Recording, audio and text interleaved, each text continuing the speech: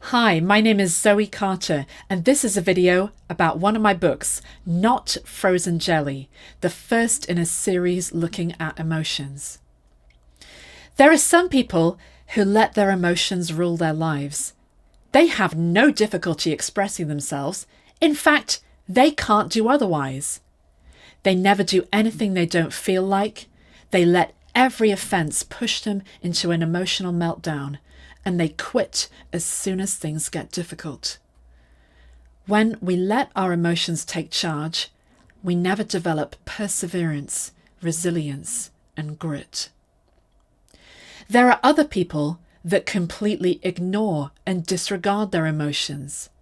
They see emotions as this babyish thing that needs to be wrestled to the ground and overcome by their will. They're the kind of people that always try and persevere and keep going and be brave, but often their lives are riddled with unresolved issues, building resentment, and poor mental health. I saw an illustration that said we are like a train. Our will is the engine, and our emotions are the carriages. I need to decide where I'm going to go with my will, and then I let my emotions drag along behind me. I used to very much buy into this model to my own detriment, because it doesn't acknowledge the God-given role that emotions are meant to play in our lives and even in our decision-making. Emotions are not meant to be our dictators, but they are meant to be our indicators, letting us know when something is wrong and when there's an issue that needs to be addressed.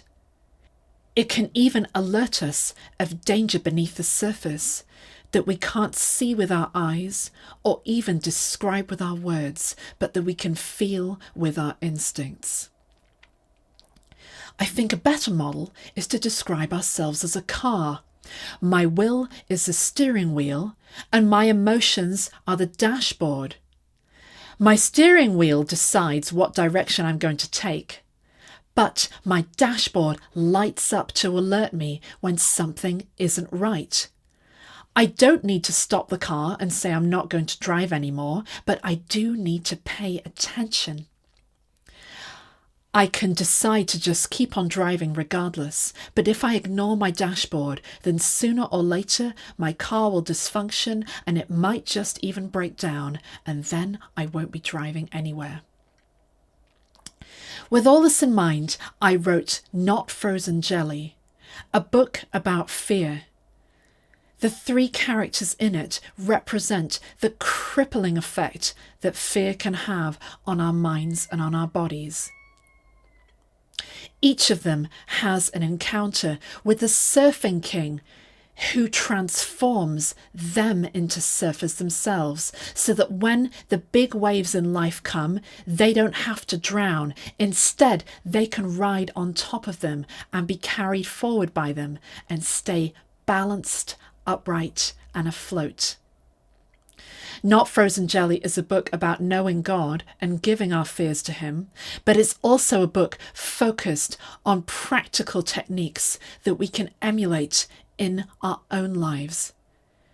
It also shows the positive role that fear is meant to play in our lives and highlights how we can discern it. Not Frozen Jelly is available on Amazon.